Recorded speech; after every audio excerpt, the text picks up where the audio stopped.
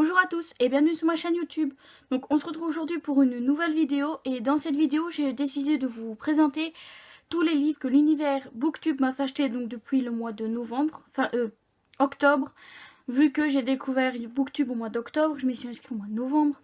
Enfin bref. Donc il y en a certains que je connaissais déjà avant mais que je n'avais pas acheté, tout simplement parce que j'avais pas envie ou parce que ça me tentait pas. Et que maintenant j'ai acheté, voilà. Donc je sais pas combien il y en a. Je pense pas vous faire des présentations des livres parce que ça prendrait beaucoup de temps et que vu la pile que j'ai, ça vaut mieux que j'aille le plus vite possible. Voilà. Donc il y a des livres que je n'ai pas ici parce que c'est ma petite sœur qui les a. Mais dans tous les cas, voilà. Donc le premier livre que Booktube m'a fait acheter, c'est Mon ex, sa copine, mon faux mec et moi de Juliette Bante, donc dans la collection EH. Et j'ai entendu parler de ce livre-là donc aux environs de Noël quand il est sorti en poche. Et bah j'ai craqué, je l'ai acheté et je l'ai lu. Il est lu depuis, bien entendu, vu que je l'ai lu dans la période de Noël. Je ne sais plus exactement sur quelle chaîne je l'ai entendu, mais ça devait être Piketty Bookin ou des trucs comme ça. Voilà. Donc rapidement, on va suivre Chloé qui est la pire conseillère en voyage du monde et qui va devoir se rendre en Savoie pour voir ce que donnerait un voyage là-bas. Donc elle va se taper un hôtel miteux, etc. Et en plus de ça, elle va croiser son ex et sa nouvelle fiancée. Et de là, Nick, je pense que c'est comme ça qu'il s'appelle. Voilà, Nick va comme ça, sans la prévenir, se faire passer pour son mec. Et va s'en suivre une histoire entre eux, etc. etc. Voilà, donc si mes souvenirs sont bons, j'avais bien aimé.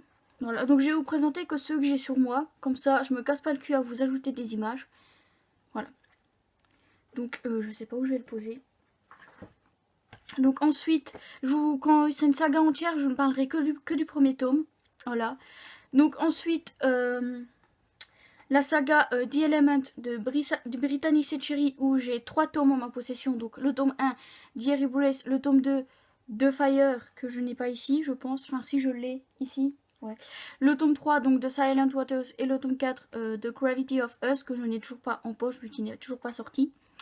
Donc chaque tome comporte un couple différent dans chaque tome. Les personnages ne se connaissent pas et ne se connaîtront pas. Voilà. Donc dans ce premier tome, on va suivre Tristan et...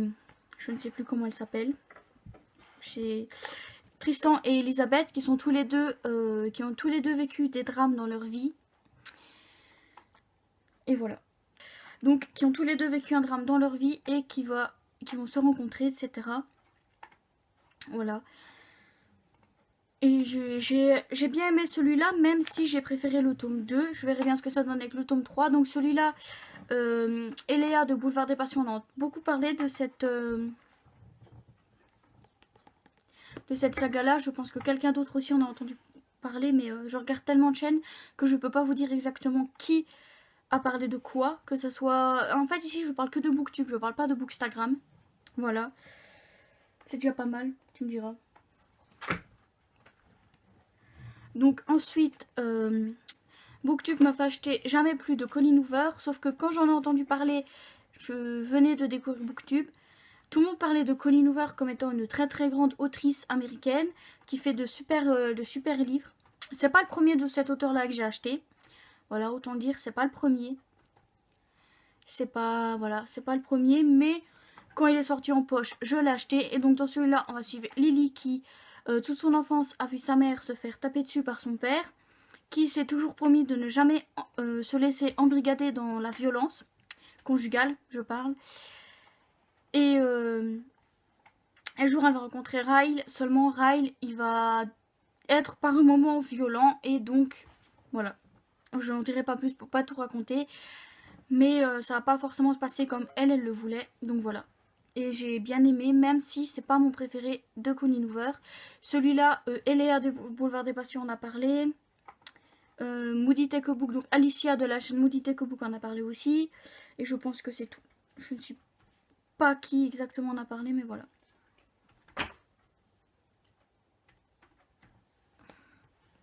Donc ensuite, je vous parle là de la saga Drive On, où là, j'accuse Agathe. de la chaîne Booktube Brunel, que ce soit ici ou sur Instagram d'ailleurs. Donc moi je l'ai acheté au livre de poche, enfin moitié livre de poche, moitié Hugo Poche. Voilà, parce qu'ils sont sortis jusqu'au 4 chez Hugo, chez livre de poche et après chez Hugo Roman, enfin chez Hugo Poche, mais c'est pas grave. J'accuse Agathe que ça soit ici, et d'ailleurs une fille aussi sur Instagram, mais ça j'en parlerai pas ici. Ou dans cette saga, donc on va suivre Riley, enfin dans cette saga du moins dans les 4 premiers tomes, on va suivre Riley et Colton. Donc Riley qui travaille dans un refuge pour enfants abandonnés. Enfin qui ont été abandonnés, qui ont été placés là de force, etc. pour des problèmes familiaux en tout genre. Et de là, donc un jour, ils vont faire un gala de charité avec l'entreprise dans laquelle ils travaillent. Donc l'entreprise gère également le refuge. Donc ils vont organiser un gala de charité afin de récolter des fonds pour le refuge, pour des nouveaux équipements, des réparations, etc. Et qui sait peut-être dans le futur accueillir d'autres enfants. Voilà, plus d'enfants. Et ce jour-là, cette soirée-là, elle va rencontrer Colton. Ça va pas très bien se passer. Ils vont se revoir plusieurs fois parce que ça va être le plus gros investisseur de l'entreprise. Voilà. Et de là va s'en suivre une histoire entre eux. Pour l'instant, j'ai lu que 3 tomes, mais je suis complètement gaga de cette saga. Autant le dire. Donc on va dire que pour l'instant, je n'ai lu que la partie sur Riley et Colton, même si je me suis procuré le tome 5 il n'y a pas longtemps, que vous verrez dans le book haul du mois d'août. Voilà. Donc ensuite, j'ai acheté Paranoia de Melissa Belvigne au livre de poche. Donc ce livre-là, j'en avais déjà entendu parler par l'autrice elle-même parce que je la suis sur YouTube depuis pas mal d'années. Mais le problème, c'est que je trouve que les grands formats coûtent quand même assez cher. Voilà. Donc je l'ai acheté dès que j'ai vu qu'il sortait en poche. Mais je ne le lirai pas tant que j'aurai pas le tome 2. Voilà. Donc il va rester, je pense, un bon bout de temps dans ma pile à lire. Mais c'est pas grave. Donc je ne saurais pas vous dire de quoi il parle. Tout ce que je sais, c'est qu'il y a un tome 2 qui s'appelle Miroir. Si vous voulez l'autrice, est sur YouTube au nom de Golden Wendy. Je vous mettrai le lien de sa chaîne en barre d'infos. Voilà. Et voilà. Donc je veux juste dire que là, c'est elle-même qui m'a donné envie de lire son livre quand elle a parlé du résumé. Parce que sur les chaînes, en fait, j'en ai pas entendu parler tant que ça, pour tout vous dire. Mais voilà. Donc ensuite, je vous parle de la saga La Passe Miroir de Crystal Dabos, où j'en ai énormément entendu parler aussi, sur beaucoup de chaînes en fait. Donc je peux pas vraiment vous en citer, mais sur beaucoup de chaînes, où la saga, franchement tout le monde en parle comme étant The Saga, voilà. Et ça m'a grave tenté, mais j'avoue qu'en grand format chez Gallimard c'est 21 € le livre. Et j'ai déjà pas mis ça pour les livres Harry Potter, alors... Voilà, et donc il y a déjà 2 tomes de sortie en poche que j'ai déjà. Même si je sais pas si je vais aimer, je m'en fous totalement. Ça sort en poche, j'achète. Et d'ailleurs,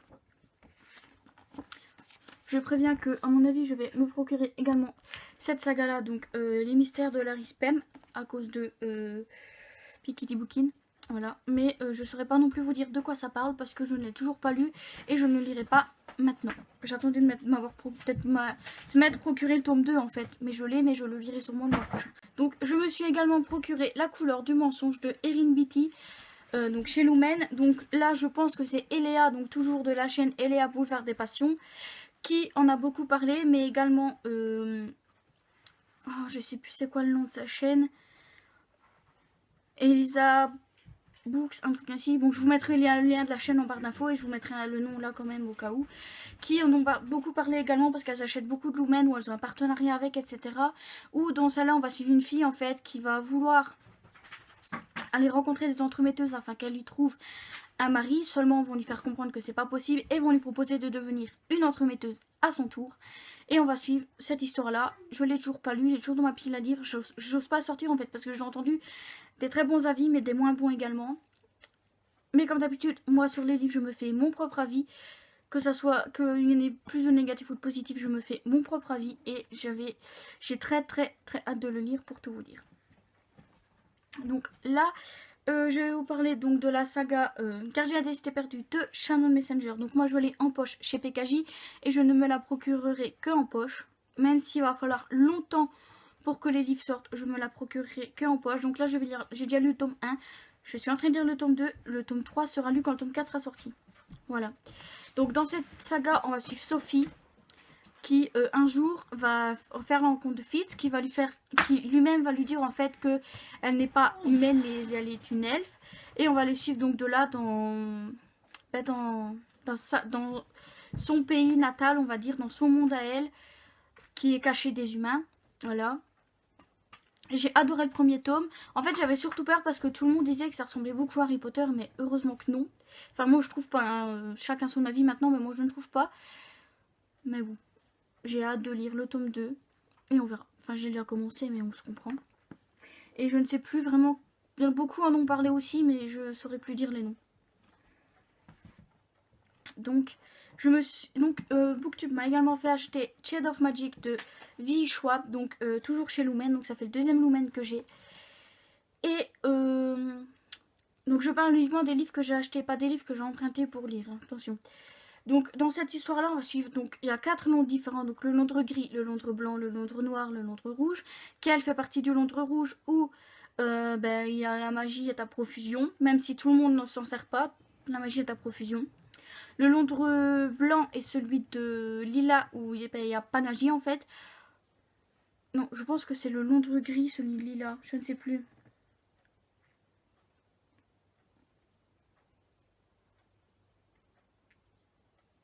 Non, c'est le Londres gris, celui de Lila, donc qui ne possède pas de magie. Le Londres blanc, lui, en possède aussi, mais c'est uniquement ceux qui sont dans la royauté qui l'utilisent. Et le Londres noir, en fait, il y a eu trop d'utilisation de magie, donc la magie a pris le pas sur les humains. Donc le Londres noir est inaccessible. Et donc on va suivre Kel qui, en fait, lui, est un messager, en fait, entre toutes les royautés de tous les Londres. Donc gris, blanc, rouge, bien entendu. Et un jour, en fait, il va se faire piéger, on va lui transmettre une pierre noire. De là, il va se rendre dans Londres gris et Lila va lui voler la pierre. Il va tout faire pour la récupérer. À deux, ils vont essayer de tout faire pour l'envoyer dans un autre endroit. Voilà, et j'ai adoré, ça a été un coup de cœur pour moi. Et j'ai vraiment hâte de me procurer le tome 2. Mais le truc chez Lumen, c'est que les livres coûtent quand même assez cher. Un peu comme chez Hugo Roman, en fait. Parce que le deuxième coûte quand même 16 €. Mais bon, tant pis, je me le procurerai quand même. Oula, on va éviter de faire tomber les livres, ça serait bien. Donc j'ai également acheté le Pacte des maths de Neil Gaiman. Donc ça, c'était vraiment dans le tout début de Booktube. Vu que c'est Nine elle-même qui en avait parlé. De toute façon, je pense qu'il était sorti en octobre. En octobre ou novembre 2017. Donc je l'ai acheté peu de temps après sa sortie. Où c'est Nine en fait qui en parlait elle-même. Qui disait que son livre allait sortir, etc. Mais également toutes les amies de Nine. Donc Margot Liseuse, Lily Bookin, Bulldop, Moody Take a Book. Tous des trucs comme toutes celles-là en fait qui ont parlé entre elles. Il y a également le livre de Lily que j'ai dans ma wishlist mais que je n'ai pas avec moi. Voilà. Et donc dans ce livre-là, on va suivre Emma qui est atteinte de la maladie de Beckington. Enfin, je pense que c'est ça.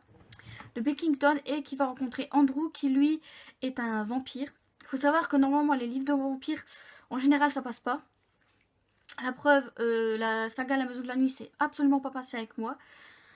Mais là, ça a été un coup de cœur, comme vous le savez depuis le temps, vu que ça a été un de mes coups de cœur, un de mes rares coups de cœur de 2017. Et surtout celui-là en fait, parce que bon, ça parle de vampires, etc. Et que d'habitude, moi, les vampires, ça passe pas. En livre, je parle, parce qu'en série, c'est autre chose. Et j'ai adoré. Et voilà. Et j'ai hâte que le tome 2 sorte. Mais on n'a toujours pas de date pour l'instant. Donc voilà. Donc j'ai également acheté. Donc en fait, quand tout le monde a commencé à parler de Colleen Hoover, c'est ce livre-là qui venait de sortir. Donc je l'ai acheté, je pense, au mois de janvier. Quelque chose dans ce genre-là. Donc il s'agit de November 9 de Colleen Hoover. Donc chez Hugo Roman. Donc dans celui-là, on va suivre Ben et Fallon qui vont se rencontrer un 9 novembre. Seulement, ça doit être un des deux. Ça doit être Fallon, ou je pense, ou Ben, en fait, qui partent loin d'ici. Ouais, c'est Fallon qui doit s'en aller. Et en fait, ils vont décider que tous les ans, à la date du 9 novembre, ils vont se revoir dans le café où ils se sont rencontrés. Et on va les suivre sur plusieurs années. Je pense que ça doit être ce 3 ou 4 9 novembre, je ne sais plus.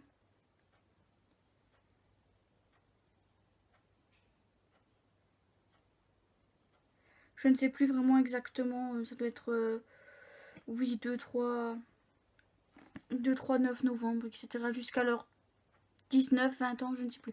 Enfin, je ne sais plus. Mais on les suit sur plusieurs 9 novembre et j'ai bien aimé. Je pense même que c'est un coup de cœur pour moi, celui-là. Voilà. Je vous le conseille, si vous l'avez toujours pas lu d'ailleurs. Donc on approche de la fin, tout doucement mais sûrement. Après celui-là, il reste 2 livres. Donc, donc ça, j'accuse encore Agathe de lâcher une Brunel. Voilà, donc je pense que elle le sait parce que je lui ai dit que c'est de sa faute que je l'avais acheté. Comme la saga Draven, en fait, elle le sait. Donc c'est Kiman de Karen M. McManus. Mais là, en fait, elle en a parlé, mais beaucoup plus sur Instagram quand elle le lisait que sur Booktube. Mais c'est de la présentation qu'elle a fait dans sa vidéo, en fait, que j'ai adoré. Voilà. Parce que si je me souviens bien, elle l'a lu, je pense, en anglais. Et sa sœur en français. Voilà. Donc en fait, dans ce livre-là, on va suivre 5 adolescents, 5 lycéens qui vont se retrouver collés au même endroit pour le même motif. Et un des 5 adolescents, donc Simon, ne va pas en ressortir vivant. Voilà, il va mourir. Et bien sûr, ça va être les 4 autres qui vont être accusés. Et tout au long du livre, en fait, on va les suivre. On va suivre l'enquête, en fait, à travers eux, à travers les 4 adolescents. On va découvrir leurs secrets. Mais des secrets sur eux, sur Simon, sur les autres, etc. Enfin, sur tout le monde, à peu près. Jusqu'au dénouement final qui m'a quand même assez scotché parce que je m'y attendais vraiment pas. Mais voilà. Je sais pas quoi vous dire de plus. Que c'est à cause d'Agathe que je l'ai acheté. Et finalement, je regrette pas du tout parce que j'ai bien aimé. Donc là, je pense que c'est Piketty Booking qui avait parlé de la saga de la Reine du Turling. Quand j'ai vu que ça sortait en poche, je l'ai pris. Donc il s'agit de Reine de sang de Erika Johansson, donc aux éditions Le Livre de Poche, que j'ai lu en lecture commune avec Agathe. Ça fait 3 fois que je parle d'Agathe dans la vidéo. Tout va très bien. Je vous mettrai sa chaîne en barre d'infos. Qu'on a lu en lecture commune. On est en train de lire le tome 2 en lecture commune également. Et pour moi, le tome 1 est un coup de cœur. Je ne sais pas ce qu'il en est pour elle, mais pour moi, c'était un coup de cœur. Donc on va suivre Kelsey qui, le jour de ses 19 ans, en fait, va devoir partir avec des gardes vers le château qui lui est destiné parce qu'en fait, depuis qu'elle est toute petite, elle sait qu'elle est destinée à être reine, mais qu'elle n'a pas vécu avec sa mère pour des questions de sécurité. Mais à 19 ans, donc, elle doit suivre les gardes vers l'endroit où elle doit se rendre pour devenir reine. Voilà. Et on va la suivre comme ça tout au long du tome 1. On n'a pas que son...